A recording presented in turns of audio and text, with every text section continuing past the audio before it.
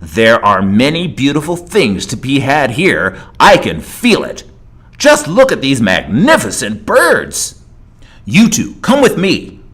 Fan out and explore this area. The monkey soldiers began to search the lake, but the peddler was busy following his nose. The delicious smell of bubbling stew wafted through the air and teased his nostrils with the promise of a belly full of human food. Once they found the other side of the lake, Bobo pointed out a stand of thick, gnarly trees. The monkeys headed for the trees, and there among the branches they found the drying ropes of Karume's family. It didn't take long for them to figure out what to do. They leapt into the trees and began to play. Their excitement barely contained, for the plaited ropes the family made were strong and flexible.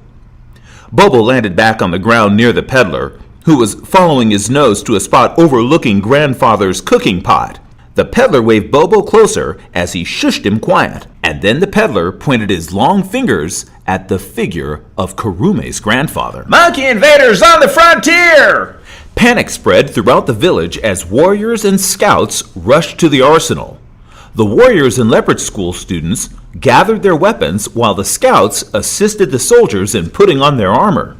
Karume, this way! Monkey soldiers have been spotted near the marsh lake. When Karume heard the invaders were near his home, he tore off ahead of the other scouts. Meanwhile, the cranes were squawking loudly as they tried to escape the monkeys.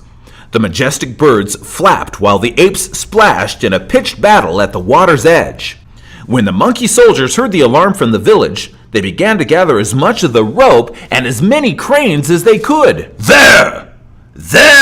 Monkey invaders! The village warriors fell on the monkey soldiers as an all-out battle ensued. Karume's grandfather Abesi plunged headlong into the fray, attacking a monkey spearman with his version of the fearsome leopard style. But grandfather was too slow for the monkeys, and they easily evaded his leopard-style strikes. Just then, Karume appeared from the jungle nearby and spotted all the cranes being hauled away. And then he watched as two monkey soldiers pounced on his grandfather, and carried him off into the forest. Grandfather! Karume! The village warriors chased the last of the monkey soldiers away and began to shout and sing in triumph.